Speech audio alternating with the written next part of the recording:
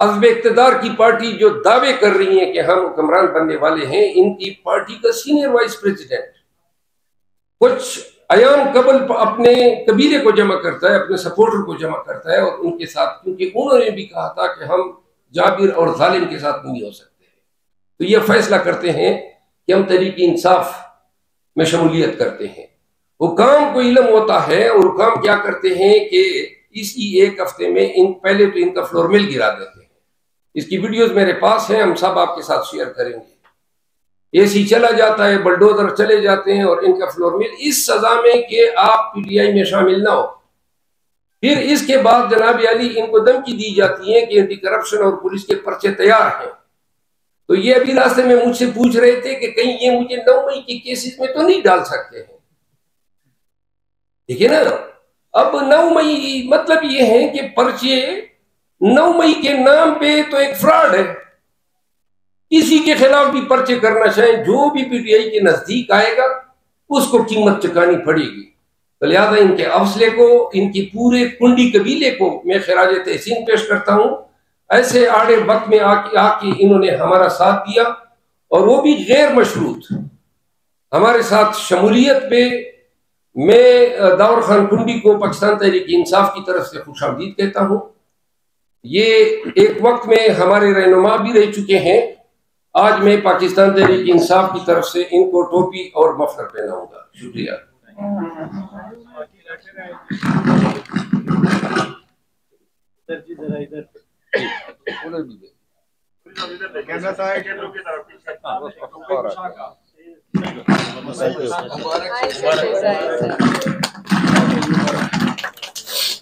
अब दाऊद खान कुंडी साहब अपने ख्यालात का इज़हार करेंगे, इसके बाद सवाल जवाब।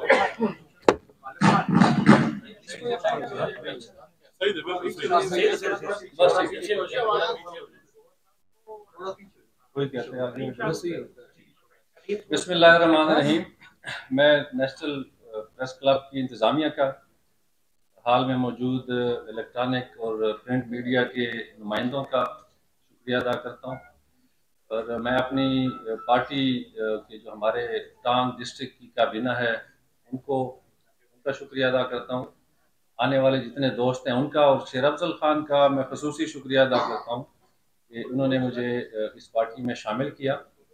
और मैं अगर कुछ मिस कर जाऊं तो वो गलती होगी, वरना मैं कोशिश करता हूं कि आपको ब्रीफ जो है मैं अपना वो करा दूं।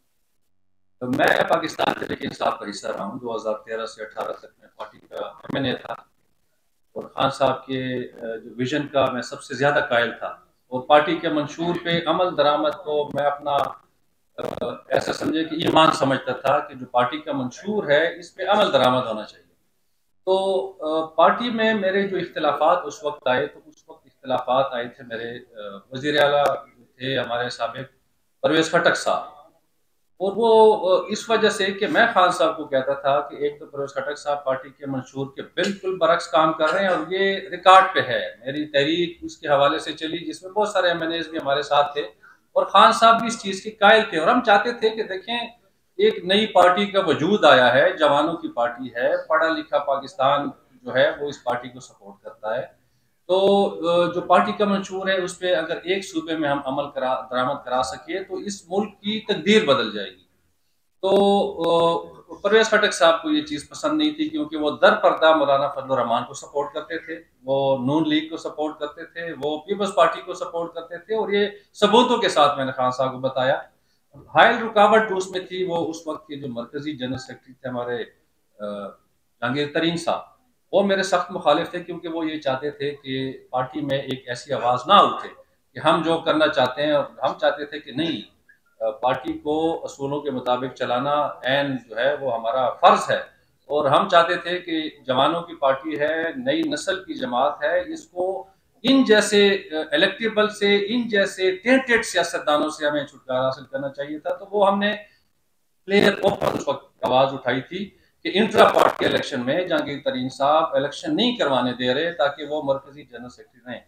और मैं आज देखता हूँ कि जो मेरा उस वक्त आवाज़ उठाना था वह साबित हो चुका है। मैं शुक्रिया अदा करना चाहता हूँ हमारे सूबाई सदर अली अमीन गंडापुर साहब का जिन्होंने मुझे कायल किया कि परवेज खट्टक और जहांगीर तरीन पार्टी से जा चुके हैं, और जो पार्टी के लोग थे जो मफाद परस्त थे वो जा चुके हैं, तो आप पार्टी में आए। शेर अफजल खान मेरे बुजुर्ग हैं, मेरे बड़े भाई की तरह, तो इन्होंने भी कायल किया, और अली अमीन भी मेरे रिश्तेदार हैं, मेरा भाई है। तो मैं इन दोनों का खसूसी शुक्रिया अदा करना चाहता हूँ कि इन्होंने मेरे लिए तहरीक इंसाफ को मैं वापस आने का रास्ता आसान किया। और मैं भी यही चाहता था, क्योंकि मैं जिस भी जमात में था जिसको मैं छोड़ के आया हूँ, वहाँ मुझे अनईजी में फील होता था मुझे, क्योंकि वो एक ऐसे मलबूबा बन चुका था मुख्तलिफ सियासी जमातों का, जो अपनी सिलेक्शन के लिए इस वक्त दौड़ में है, वो जमहूरियत के हक में नहीं है।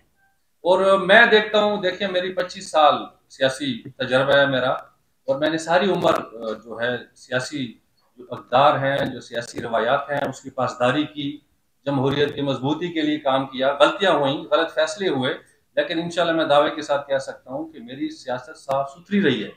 मैंने कभी मफाद की सियासत नहीं की। आज भी जब आप देखें कि हमें धमकियां हैं, हमें हमारे कारोबार गिराए जा रहे हैं, हालांकि मेरा तो 9 मई के वाकयात के साथ कोई वास्ता ही नहीं है। और मैं समझता हूं कि निगरान हुकूमत को ये देखना चाहिए कि देखें, आपने 9 मई को, जिसकी हम भी मजम्मत करते हैं, जिसकी कोई भी सियासी जमात इस मुल्क की नहीं चाहती कि वो रियासती इदारों के खिलाफ, इस मुल्क की नजरियाती इस जो असास है उसके साथ टकराव करे, और यही मौक़िफ़ जो है पाकिस्तान तहरीक इंसाफ का है यकीनन। तो 9 मई के वाक़ये को आपने मजाक बना दिया है। आप उन लोगों को नहीं गिरफ्तार कर रहे जो 9 मई वाले हैं। आपके साथ जो शामिल हो जाता है इस्तेहकाम पार्टी में, आपके साथ जो शामिल हो जाता है पार्लियामेंटेरियन वाली पार्टी में, तो उसका 9 मई का गुनाह माफ।